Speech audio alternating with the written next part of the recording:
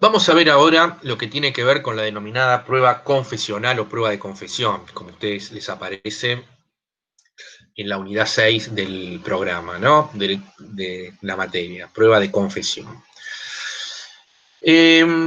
A ver, tal como lo dice se denomina la prueba en sí, es una prueba que, a diferencia de los testigos, porque la prueba testimonial, las personas que van a declarar son personas ajenas a las partes, no son las partes, son terceros, o sea, son ajenos a las partes del juicio. La prueba confesional es una prueba en las cuales van a estar citadas las partes de ese proceso, y la idea de esta prueba es obtener la confesión de alguna de las partes. Entonces, lo que se trata es de obtener la confesión de alguna de las partes. El mecanismo que el Código Procesal Civil y Comercial de la Nación tiene previsto para este punto es la denominada prueba de absolución de posiciones. Es la prueba de absolución de posiciones, la prueba que está dirigida a obtener la confesión de la otra parte, que por supuesto, como prueba sería una prueba prácticamente definitoria. Si yo confieso alguno de los hechos que son controvertidos, confieso sobre ese punto, bueno, prácticamente estoy definiendo la suerte del juicio, por lo menos la suerte del hecho este en cuestión, que se estaba debatiendo. Es la prueba principalísima desde esa perspectiva. Lo que ocurre es que es muy difícil obtener esa confesión, y mucho menos por el sistema previsto por el Código Procesal, que es la audiencia de absolución de posiciones. Entonces, la audiencia de absolución de posiciones es la audiencia mediante la cual se trata de obtener la confesión de cualquiera de las dos partes. Y tenemos que tener presente alguna terminología al respecto. El absolvente es aquel que responde, es decir, la parte que es citada y a la cual se le hacen las preguntas para que confiese, esa parte se llama absolvente, es el que va a absolver posiciones. Las preguntas que se le hacen a las partes en esta audiencia de absolución de posiciones se van a llamar posiciones. Las posiciones son justamente las preguntas que se le hace al absolvente para que confiese un hecho. Y un hecho controvertido. Y el que formula las preguntas, o el que formula las posiciones, para ser más exactos, se llama ponente. Entonces tenemos ponente, que es el que formula las posiciones, el absolvente, que es aquel que contesta, y las posiciones, que son las preguntas que se le hacen a las partes. Esta prueba es una prueba que tanto a nivel doctrinario como a nivel jurisprudencial está muy discutida en sus alcances. Está muy, o sea, es una prueba muy discutida. Y muy discutida porque, ¿por qué? Porque buena parte de la doctrina, por no decir en forma mayoritaria, entiende que este mecanismo no es un mecanismo idóneo ni útil para llegar a la verdad en un proceso laboral, y que es una prueba inútil, para decirlo en términos más sencillos. Porque nosotros vamos a ver que esas posiciones se tienen que formular de determinada manera. Y a diferencia del caso de la prueba de testigos, las posiciones se formulan en términos para contestar por sí o por no. Es decir, a diferencia del caso del testigo, en el cual se lo interroga para que declare sobre un hecho en forma amplia, para que se pueda explayar, por el contrario, en las posiciones, la posición se formula para que sea contestada sí o no. Debe responder el absolvente si es cierto o no es cierto. Entonces yo tengo que hacer una afirmación, y esa afirmación es que la afirmación que yo quiero que ese absolvente confiese y el absolvente tiene que contestar sobre esa afirmación si es cierto o no es cierto. Ustedes imagínense que una posición o una pregunta formulada de esta manera es muy difícil que la parte a la cual está dirigida confiese. Por eso, la doctrina cuestiona esta modalidad y en el proceso laboral yo le diría que es bastante poco frecuente que se lleve adelante este acto. Normalmente en la providencia de prueba, es decir, cuando el juzgado provee la prueba ofrecida por las partes, fija las audiencias de testigos, designa un perito para que designa y manda ordenar, mejor dicho, manda a sortear un perito contador, ordena el libramiento de oficios, es decir, provee todas las pruebas que las partes ofrecieron en el momento procesal oportuno.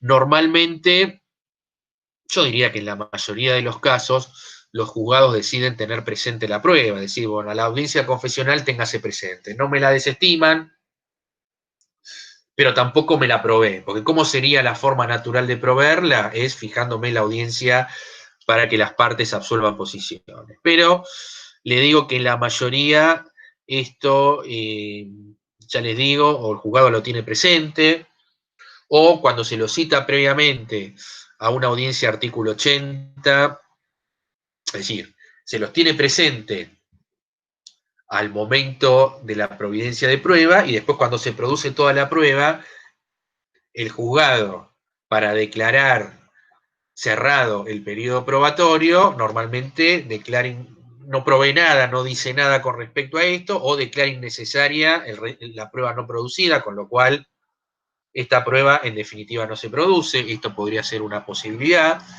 O después la otra posibilidad que normalmente ocurre, podría suceder que cuando se cita a las partes a la audiencia artículo 80, esa audiencia que es normalmente una audiencia de conciliación, que nosotros dijimos que normalmente se hace en forma previa a la declaración de a la apertura a prueba, muchas veces incluso en ese mismo acto, a veces le preguntan, bueno, doctores, ¿desistimos de las posiciones?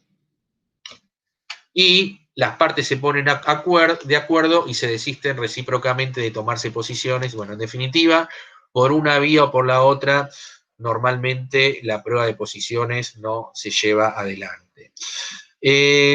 Bueno, esto es lo que normalmente ocurre. Lo que yo siempre sostengo con respecto a este tema.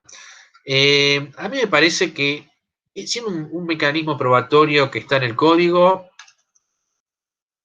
yo creo que a priori uno no tiene que desestimar, no tiene que desestimarla en la prueba. Puede ocurrir que, dadas ciertas particularidades, yo venga flojo de prueba y bueno, y considere necesaria la producción de esta prueba. O puede haber algún hecho puntual que a mí me interese probar y de repente, bueno, considero que esto se pueda, esta prueba pueda llevarse adelante. Después hay acá un tema muy importante con esta prueba, porque, a ver, normalmente acá lo más importante en esta prueba confesional es que las partes vayan, porque si las partes están notificadas y no van, entonces ahí la parte que comparece debidamente notificada va a estar en un problema, porque ahí sí se va a producir lo que es la confesión ficta, digamos, ¿no es cierto? Entonces, yo creo que este es un mecanismo que yo a priori no, digamos, no lo desestimaría, creo yo. De todas maneras, insisto, yo prácticamente no las he tomado nunca. He tomado, depende de las épocas, en algún momento he tomado posiciones y me he ganado el odio del juzgado y del letrado a la otra parte, porque todos se quieren ir rápido y de repente se encuentran con que se toman posiciones. Pero bueno, hay veces han tenido razón, yo diría que buena parte de las veces la prueba ha sido totalmente inútil, porque, a ver, como se trata de obtener la confesión de la otra parte, basta con que la contraparte me diga no es cierto para neutralizar la posibilidad de confesión. Pero a veces las cosas no son tan así. Mire, lo voy a poner con dos ejemplos. Un ejemplo que yo iba por la parte demandada y otro yo iba por la parte actora con respecto a este punto. Yo me acuerdo hace unos años, yo iba por la demandada y era un emprendimiento comercial que tenían, bueno, los dueños eran extranjeros y tenía la siguiente parte, eran irlandeses, creo, y tenía la particularidad que figuraba como presidente de una sociedad anónima y figuraba como presidente el padre del dueño. No sé por qué razón, en, este, en esa empresa figuraba el padre del dueño real. Bueno, y normalmente no tenían juicios, pero bueno, justo se dio la circunstancia que, bueno, tuvieron un juicio, no se arregló en el seclo, tuvimos demanda, contestación de demanda, traslado a la contestación de demanda, artículo 80, audiencia artículo 80, no se llega a un acuerdo, juzgado provee la prueba, fija posiciones. Bueno, fijan posiciones, se notifica a mi cliente. Recuerden que la audiencia de posiciones, como es una comparecencia personal, porque tiene que ir personalmente la parte, además de la notificación al domicilio constituido, va al domicilio real, llega la notificación a la empresa. Bueno, y tenemos un problema. La audiencia de posiciones tiene que ir sí o sí. Y el tema era que el presidente y el representante legal, que es el que tiene que ir, bueno, era el padre del dueño. Entonces le tuvieron que pedir al padre del dueño que fuera, imagínense la gracia, ¿no? De este señor, de tener que estar en esta situación. Y lo único que le pidió al hijo es que por favor si le podían explicar de qué se trataba, porque no tenía ni idea ni quién era la actora, ni qué estaba reclamando, etcétera, etcétera.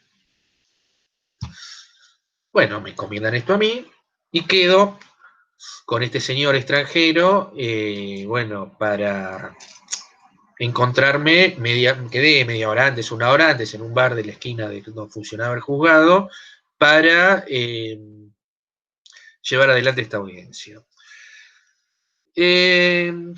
Claro, la verdad que me siento muy atento a este señor, pero el señor me dice, bueno, por favor, explíqueme de qué se trata esto.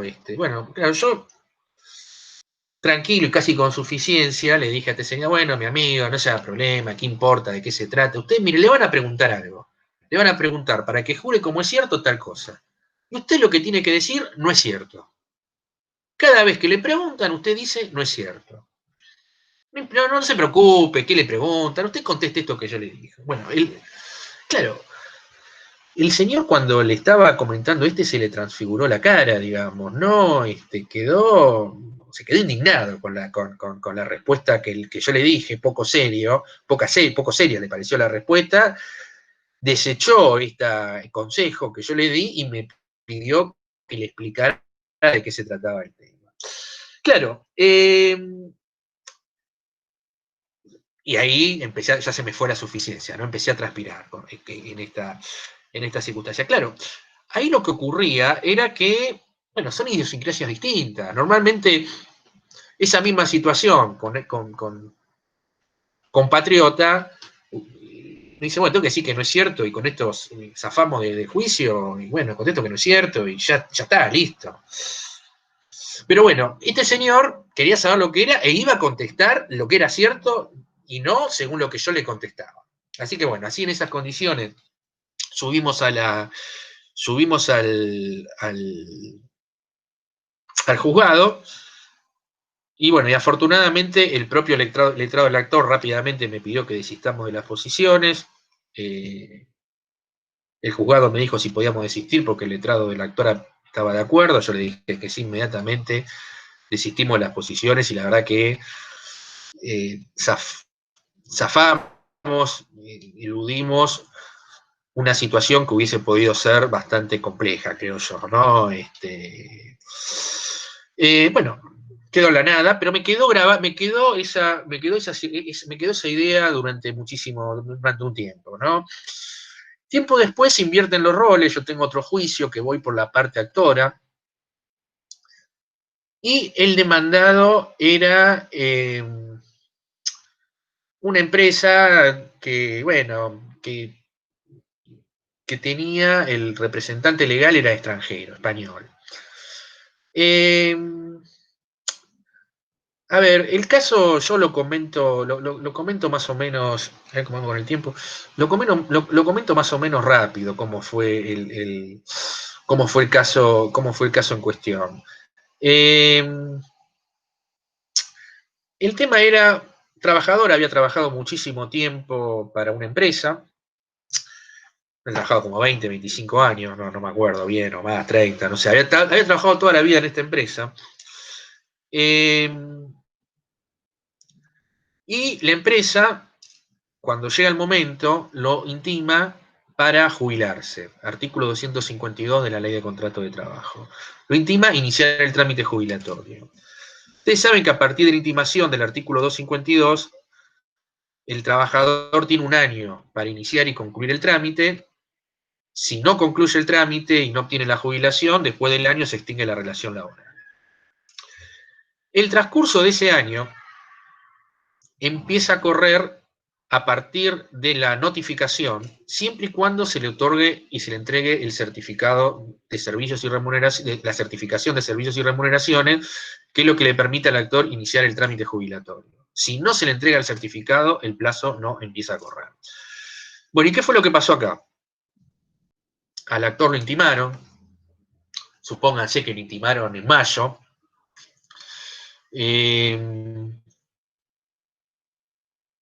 Bueno, sí, a ver, o no, lo intimaron, a ver, estoy pensando, bueno, lo intimaron, sí, no importa el periodo, supongamos que lo intimaron en mayo para iniciar el trámite, pero por razones que desconozco, la certificación se la entregaron prácticamente 6 meses después.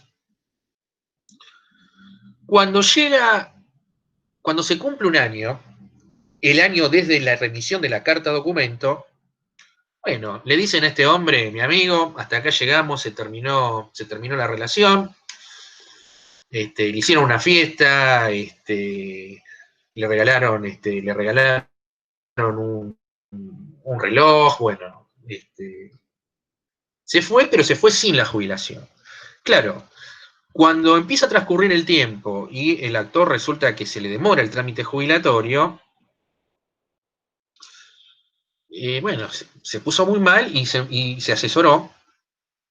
Ya todo esto había pasado 4 meses que había dejado de trabajar. Eh, y bueno, pero todavía no había obtenido la jubilación. Y entonces me pregunta, y tampoco había transcurrido el año para el año de que se habían entregado los certificados de trabajo. Entonces me pregunta, bueno, conclusión, decidimos mandar una intimación o sea, consideramos que no se había operado la extinción porque no había transcurrido el año desde la entrega de los certificados, intimamos para que se le otorguen tareas. El demandado contesta diciendo que la relación laboral se había extinguido por lo que dice el artículo 252 de la Ley de Contrato de Trabajo. El actor insiste con la negativa de tareas diciendo que no se había extinguido ni se habían cumplido los requisitos para la extinción del artículo 252 de la Ley de Contrato de Trabajo. El demandado vuelve a decir y a negar y a rechazar la intimación, insistiendo que la relación se había extinguido en los términos del artículo 252 de la Ley de Contrato de Trabajo, es decir, extinción por jubilación, y frente a esa circunstancia, el trabajador se considera en situación de despido indirecto, reclamando las indemnizaciones. Bueno, nosotros vamos a juicio. Claro, el demandado, la realidad es que no se habían cumplido la regla del artículo 252, porque no había transcurrido, no había transcurrido ni el año, cuando el trabajador había mandado la intimación no había transcurrido el año, ni había obtenido el beneficio jubilatorio.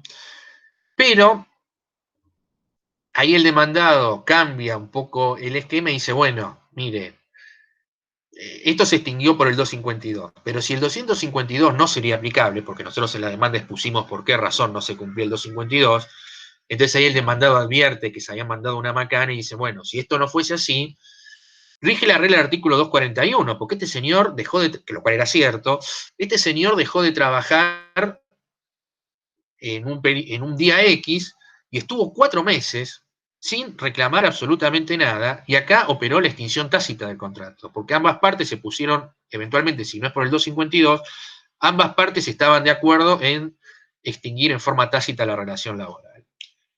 Y el demandado llevó los testigos que acreditaban o pretendían, nosotros no llevamos testigos, y la demandada llevó testigos donde acreditaban que hubo una fiesta, que de despedida, que le hicieron un regalo a Escote, decía, así, todos ponían hicieron una vaquita, como decimos nosotros. Bueno, estoy diciendo, bueno, acá hubo un acuerdo tácito de extinción de la relación laboral, nunca reclamó nada, etcétera, etcétera. Y nosotros decíamos que no, que esto no era cierto, que en realidad el actor había querido trabajar, que no hubo tal acuerdo, sino que el actor quería trabajar, pero que la empresa se lo impidió. Entonces, si la empresa se lo impidió, mal podemos hablar de un acuerdo de voluntades en ese sentido. Y pido la audiencia, y la audiencia de posiciones me la habían tenido presente, y me acordé lo que había pasado hace ya unos años con el, con mi cliente, porque había ocurrido en esa circunstancia que nosotros cuando tuvimos la audiencia del artículo 80, es decir, la audiencia de conciliación, fue este señor, el representante legal, este señor de nacionalidad española, y el hombre estaba indignado. Es decir, no se pudo hablar de ningún tipo de conciliación, porque estaba considerado que le estaban haciendo una mala jugada, estaba indignado con mi cliente, estaba indignado o sea, estaba realmente enojado, ¿no? Y no era una puesta en escena en el juzgado, realmente este señor estaba indignado. Evidentemente no le habían comentado que había habido por lo menos un error en la parte operativa de la empresa, porque la empresa no había cumplido con los requisitos legales para extinguir por jubilación. Bueno, pido la audiencia de posiciones, que me la tuvieron presente. Cuando se produce toda la prueba, pido que se fije la audiencia de posiciones. El juzgado me la fija. Claro, el juzgado me la fija, pero una vez que me la fija, yo me acuerdo que primero quise, no es necesario, bueno, aprovecho para decir un poquito cómo funciona el tema de la audiencia. Acá no es necesario presentar el pliego de posiciones, pero yo de todas maneras hice el pliego de posiciones y lo presenté, como en un juicio civil, lo quiero presentar en la mesa de entradas. Cuando voy a la mesa de entradas, el empleado me agarra el sobre con el pliego de posiciones y me dice, ¿y esto qué es? No, no, las posiciones. ¿Cómo las posiciones? Sí, sí, estas. Ahora me fijaron la audiencia de posiciones y te vengo a entregar el pliego para que le pongas el cargo. Y el empleado me dice, no, pero acá no tomamos posiciones nosotros. Bueno, mira, me lo tenés que recibir esto y después vemos. A duras penas. Entonces, bueno, después de ahí un breve intercambio, le pone el cargo al pliego. Bueno, yo no sé si nos hacen entrar por separado, yo ahora no me acuerdo, creo que sale la audiencista y le hace entrar al demandado por separado, para ver, supongo yo, para ver si hay algún tipo de ofrecimiento, que siempre se hace, ya estábamos en las instancias finales. Y sale el audiencista y me dice, bueno, mire, doctor, le quería comentar que, bueno, que el demandado no tiene ningún ofrecimiento para hacer, pero que, bueno, que no tiene ningún inconveniente en desistir de las posiciones. Digo, bueno, está bien, pero nosotros las posiciones las queremos tomar. Bueno, se las hago breve. Todo el juzgado queriendo insistir para que no se hagan, finalmente las posiciones se hacen. Y efectivamente acá pasó lo que yo me imaginaba que podía llegar a pasar, es decir, este señor no le habían dicho la verdad y en una posición donde nosotros, que en realidad era lo que me preguntaban, ¿no? Metimos varias posiciones, y la posición fundamental es como para que jure como es cierto que el actor pidió en esa fecha, porque antes le había preguntado cuándo fue la última fecha de prestación de servicios, o no me acuerdo bien, pero en definitiva la posición era para que jure como es cierto que el día tal el actor pidió seguir trabajando y la empresa se negó a ello. Y la persona que absolvía posiciones este señor español pensaba efectivamente igual que aquel cliente que se había enojado cuando yo le dije que dijera todo que es cierto, y habrá pensado con razón si nosotros nos hemos comportado a derecho, si hemos actuado como corresponde, ¿por qué tengo que mentir? Y dijo, es cierto, sí es cierto. Y dijo, y quiero aclarar, el señor fulano nos pidió seguir trabajando y nosotros le dijimos que no, por consejo de nuestros abogados, porque si seguía trabajando se podía romper la cabeza y nosotros podíamos tener un problema, un accidente. Así lo formuló así, tal como yo lo estoy comentando. Y se obtuvo una confesión sobre un hecho que nosotros, a ver, no es que era definitorio, pero bueno, era un hecho que de alguna manera desmentía la existencia de ese acuerdo de voluntades tácito para poner fin a las relaciones. Y quedaba claro que alguien quería seguir trabajando, lo cual era lógico por otro lado, y que el demandado era el que se había opuesto. Bueno, este fue una circunstancia muy particular que se dio en ese caso, por supuesto en otros casos también debo reconocer que pedí las posiciones y contestó todo que no es cierto y perdimos el tiempo y me gané el odio del juzgado, de mis colegas, etcétera, etcétera, ¿no? Pero bueno, con esto lo que quiero decir es que si bien es una prueba que en principio pareciera ser que es poco conducente, yo diría, nosotros como abogados no tenemos que descartarla, nosotros tenemos que analizar el plexo probatorio, tenemos que analizar quiénes son los demandados, quiénes son los actores, que tenemos la posibilidad de usarla.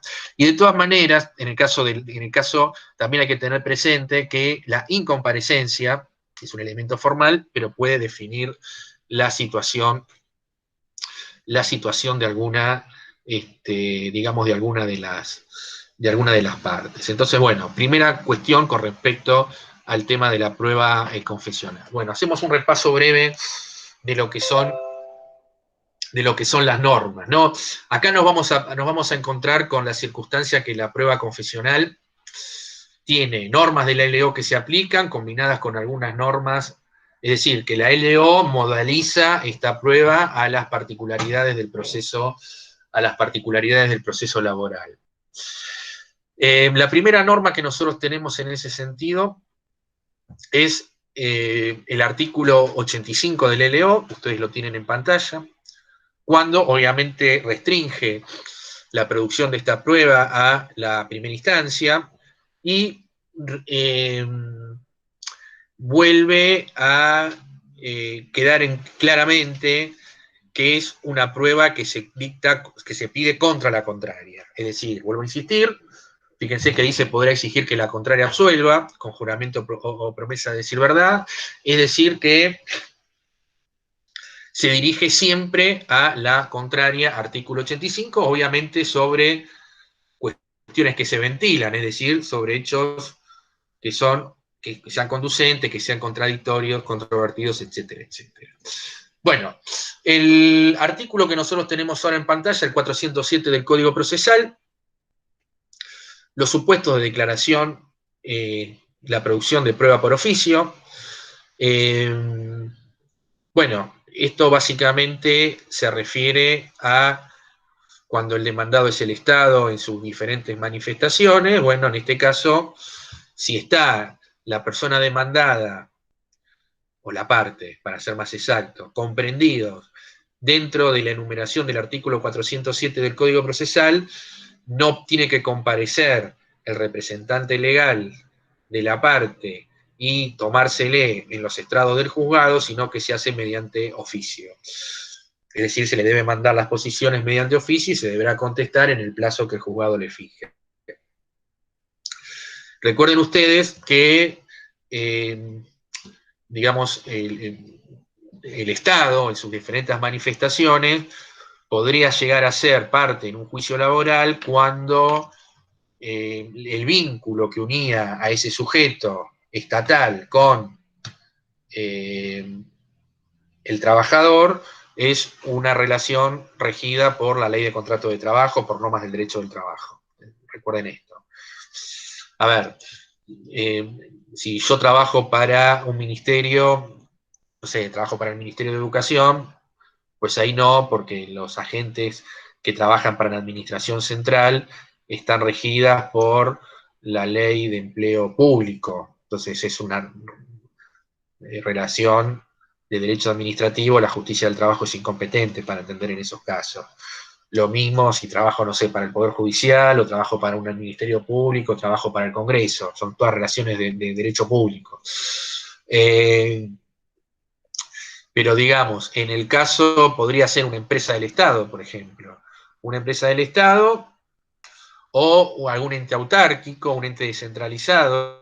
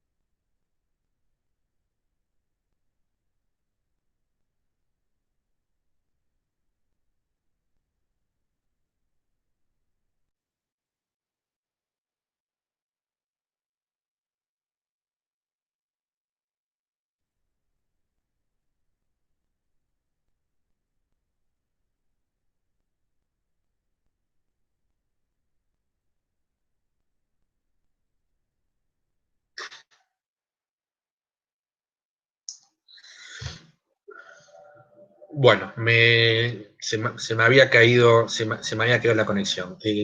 ¿Cómo está saliendo esto? ¿Se escucha? ¿Sale entrecortado? A ver, ¿cómo estamos con el tema transmisión? Porque tenemos algún inconveniente. A ver, me ponen en el chat si no.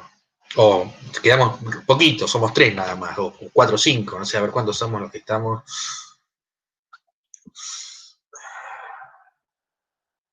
Cuatro.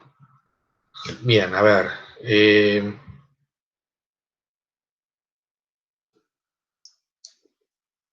Bien, perfecto. Bueno, mira, fue un tema momentáneo. Bueno, entonces, radio de 300 kilómetros para poder este, tener que comparecer. Eh,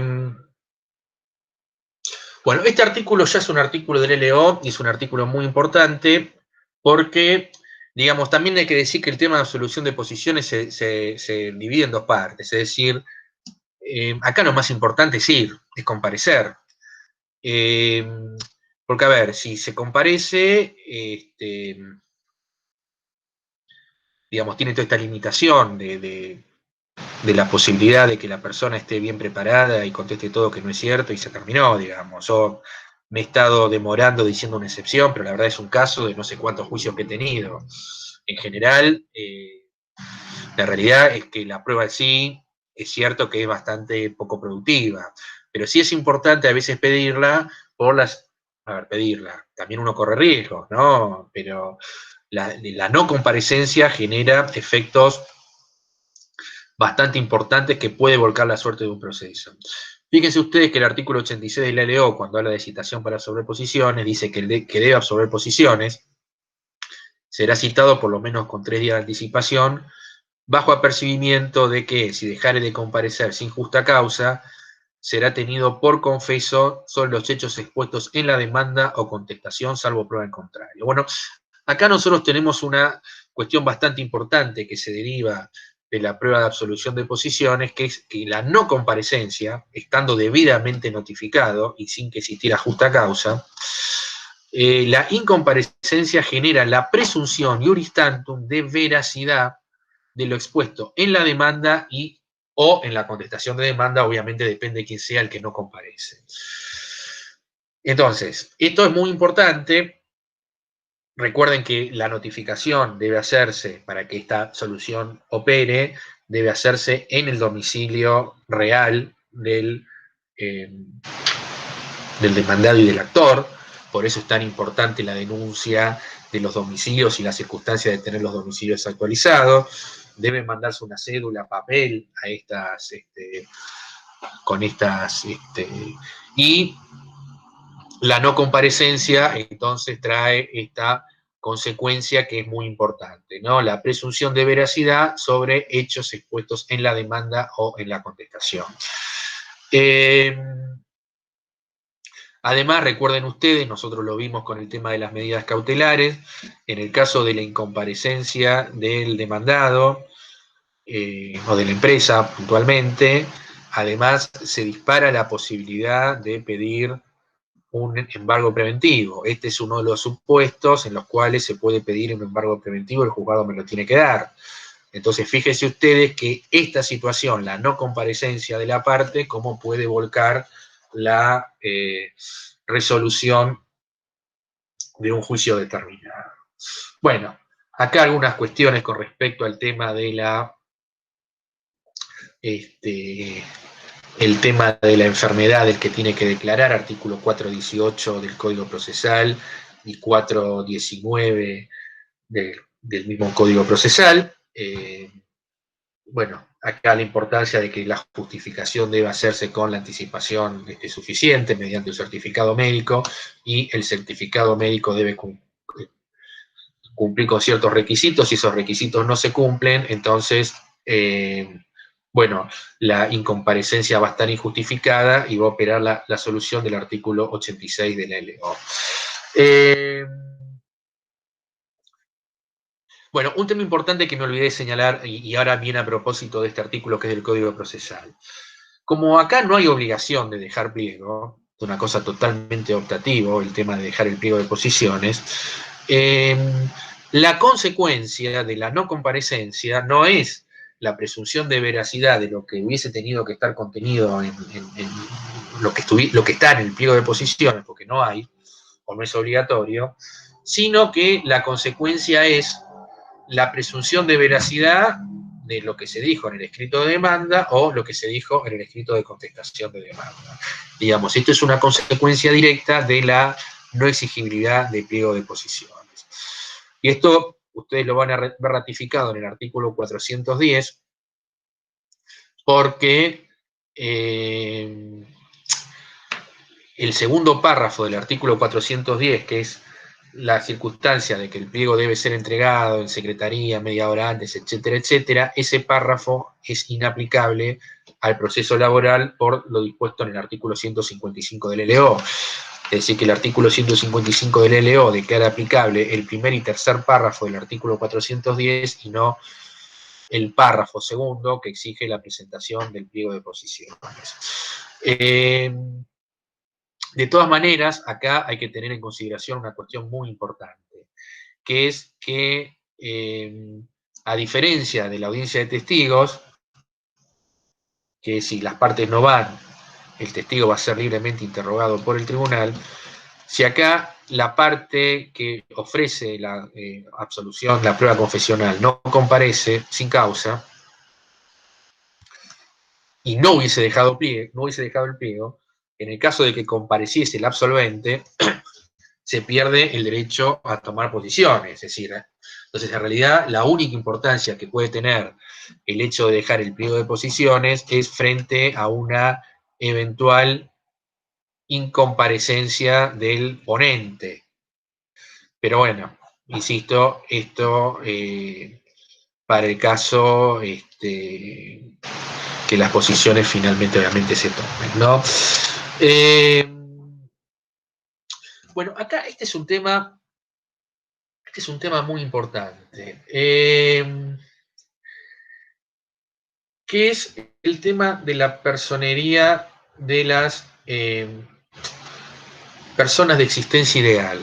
Yo esto lo voy a pasar porque esto lo vamos a ver la clase que viene, pero sí me voy a detener, porque esto es importante, porque acá ustedes pueden ganar o perder un juicio. Y si ustedes ganan un juicio gracias a esto, tuvo plenamente justificada el curso, lo tienen plenamente justificado el curso, y le digo que esta regla del artículo 87 es un artículo gana juicios, pero esto lo vamos a ver ya al comienzo de la clase que viene.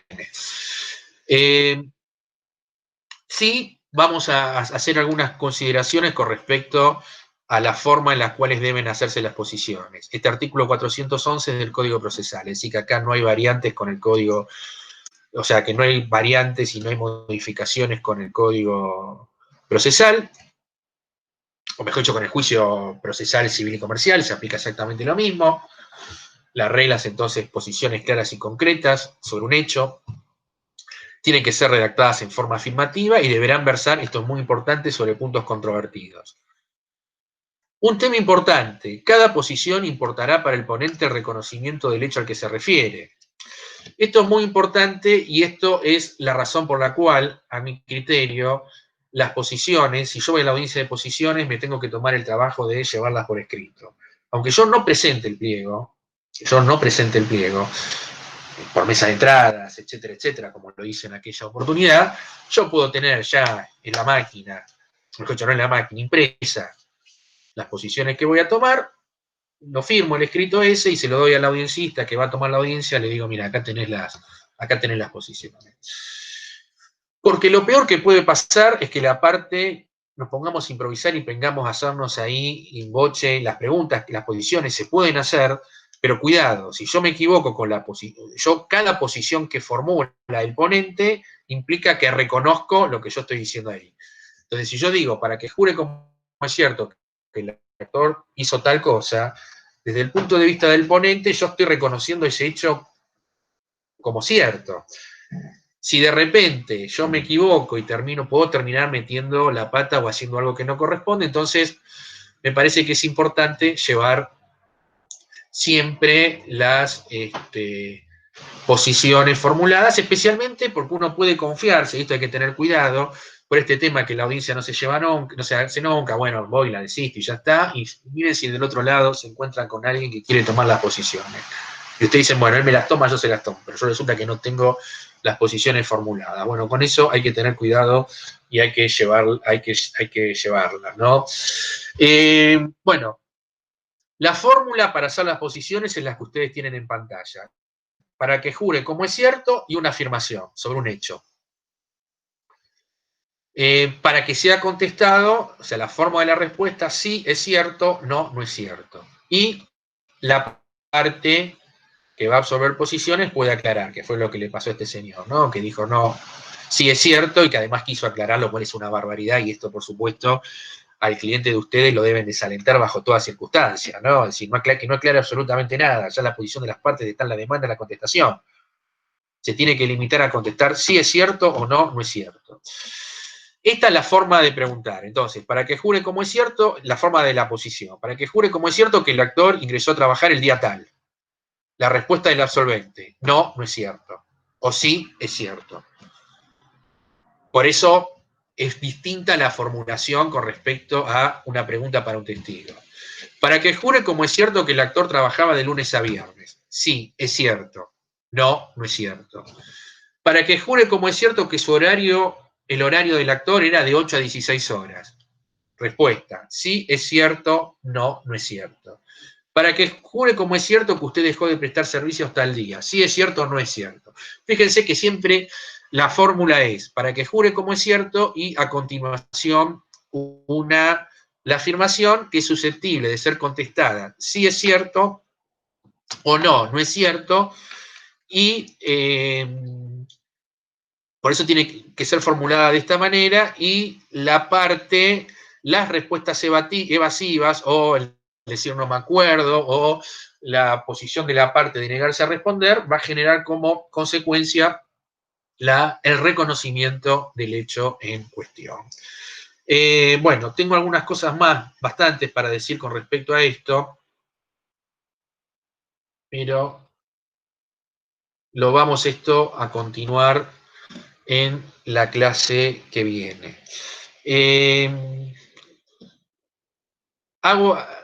Antes de cederles las palabras por si me quieren hacer alguna pregunta, les comento lo siguiente con respecto a cómo vamos a terminar el curso.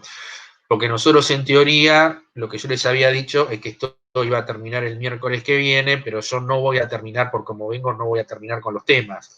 Así que en realidad vamos a tener vamos a tener el miércoles que viene como clase y vamos a tener otra clase más previo a la evaluación del curso.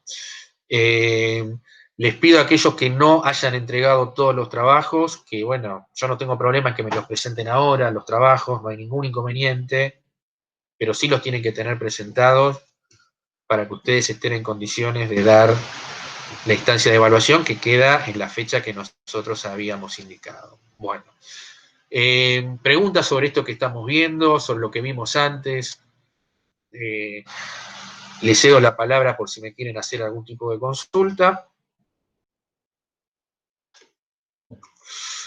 Si no hay preguntas, bueno, sobre los trabajos. Andrés, sí.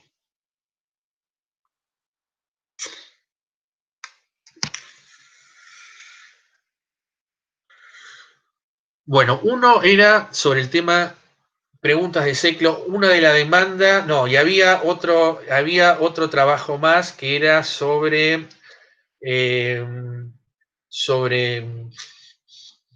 yo creo que había uno sobre el tema competencia, exactamente. Había un fallo sobre el tema competencia en materia de un fallo de la Corte y creo que era un tema sobre accidente de trabajo. Pero bueno, hagamos una cosa. Yo los vuelvo, Andrés, los vuelvo a son casos fáciles para responder, ¿no?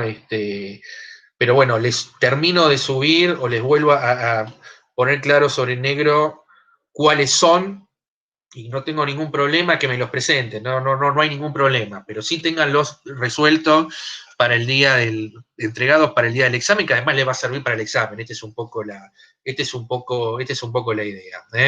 Así que bueno, si los vuelvo a subir y aclarar cuáles son los trabajos. La fecha de examen. Bueno, yo esto lo había aclarado, pero bueno, menos mal que me preguntaste. Esto lo volvemos a decir. Creo que es el 15 la fecha, pero bueno, ya les digo. Sí, es el 15. Es el 15 del mes que viene, 15 de julio. Nosotros vamos a hacer una suerte de coloquio para oral. Lo único que ustedes, desde el punto de vista operativo, lo que tienen que tener es la conexión a internet, el documento a mano, y van a tener que conectar la cámara, nada más.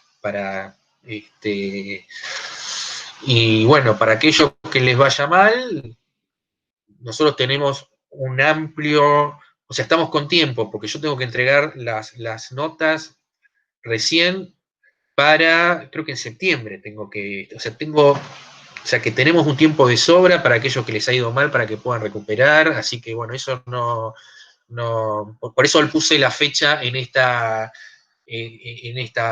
con este día, ¿no? El 15, o por si hay algún problema que no se pudieron conectar, porque acá se dependen también de una serie de circunstancias que son aleatorias. Bárbaro, ahora viene no sé si va a haber un reforzamiento de este tema de la cuarentena y a lo mejor ese día tienen problemas de conexión. Bueno, en principio la fecha va a ser el 15, pero aquellos que no puedan conectarse ese día o les vaya mal, bueno, tenemos tiempo de sobra como para poder dar alguna otra instancia de recuperatorio, digamos. Pero es el 15, en definitiva, Joana, la fecha. Profe, una última pregunta. Bien. En mi caso, por ejemplo, yo los 3 trabajos los hice y los subí en Sí, la modalidad del campus. Lo perfecto. único que en mi caso es la primera vez que me había tocado subir trabajos, creo que están bien subidos, pero después no podría confirmar si los recibió, más que nada Sí, para claro. quedarme tranquilo de eso. Sí, es que no solamente les voy a confirmar la subida, sino yo además les voy a dar una devolución, digamos. También por eso, Perfecto.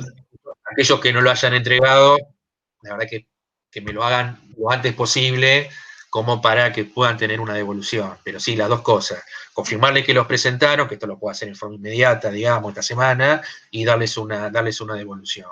Para que te quedes tranquilo que, bueno, que ya la parte de presentación está cumplida, digamos. ¿Eh? Dale, dale, gracias. Bien. ¿Más preguntas, dudas, consultas? Bien. Bueno, siendo las 10:01, damos por terminada. Subo al YouTube la clase de hoy separada en dos videos para el que la quiera volver a ver o quiera repasar algo, ver algo, la pueda ver. Bueno, les agradezco la paciencia y nos vemos el miércoles que viene. Les mando un abrazo a todos.